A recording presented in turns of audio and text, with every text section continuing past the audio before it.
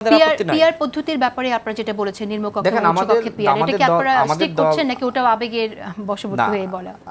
ক্ষমা চাইবেন তিনি ডক্টর ইউনূস স্যারের কাছে, তিনি ঠিক এভাবেই বলেছেন যে এবার ডক্টর ইউনূস স্যারের কাছে ক্ষমা চেয়ে বলবো নির্বাচনে পরিবেশ তৈরি হলে তারপর নির্বাচন দিন। এখন ঠিক আপনি কি বলবেন?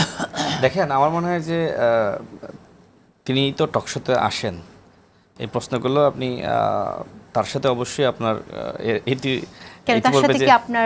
ইতিপূর্বে যে টকশোতে এই বিষয়গুলো মনে হয় আলোচনা হয়েছে সম্ভবত। আমার আজকের প্রশ্ন তো আমি এর আগে তাকে করতে পারিনি, আজকের প্রশ্ন তো আজকের জন্য।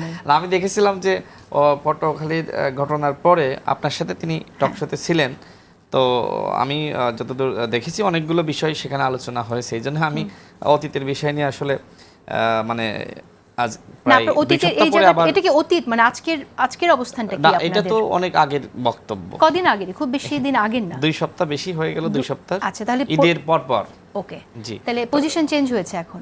না, তিনি তো দেখেন, আমি আগেই বলেছি একটা মানুষ যখন ক্ষুব্ধ থাকে, রাগান্বিত থাকে, তখন অনেক ধরনের বক্তব্য আসে। হাবিব ভাই, স্বাভাবিক কিনা? যখন ডাকসুতে আমাদের উপর হামলা হয়েছে তখন আমরা যেভাবে লাইভ করেছি, ঠিক তার 2-1 দিন পরে কিন্তু আমরা সেভাবে কথা বলি নাই। মানুষের সিচুয়েশন ওয়াইজ কিন্তু বক্তব্য আসে, তো সেই সময়কার একটা রাগান্বিত অবস্থা, নীতি দ্বারা কতটুকু আসলে চালিত হন, কতটুকু আদর্শ দ্বারা চালিত হন, আর কতটুকু আবেগ দ্বারা চালিত হন, সেই প্রশ্নটা তো সামনে আসে। মানুষের আবেগ, রাগ, ক্ষোভ, অভিমান থাকে, আপনারও থাকে। ঠিক সেই জায়গা থেকে বলবো যে আপনি তো সবসময় একই ধরনের আচরণ করেন না, আমিও করি না। তো মানুষের যখন একটা রাগ, ক্ষোভ, অভিমান থাকে, মানুষ ক্ষুব্ধ থাকে, তখন অনেক ধরনের বক্তব্য আসে। তাহলে আজকে আবেগের বশবর্তী না হয়ে যদি আপনার কাছে জানতে চাই, আপনারা ঠিক কখন নির্বাচন চান?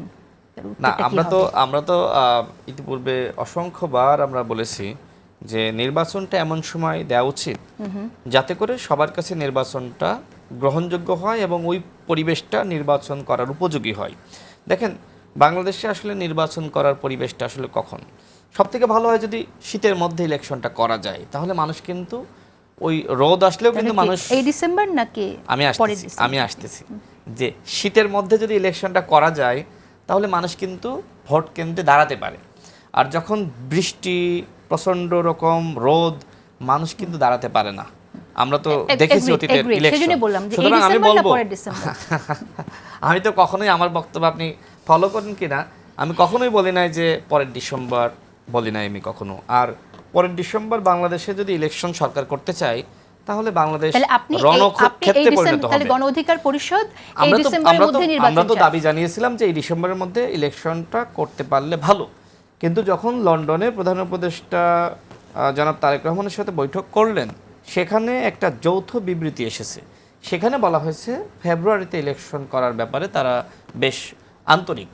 তো সেক্ষেত্রে আমার মনে হয়, আমি অন্যান্য উপদেষ্টাদের সাথেও বিভিন্নভাবে অনেকের কথাবার্তা হয়েছে বা শুনেছি, তথ্য এসেছে, বা সরকারের বিভিন্ন ব্যক্তিবর্গের সাথে আমি সেখানে আসি, আমি শেষ করি।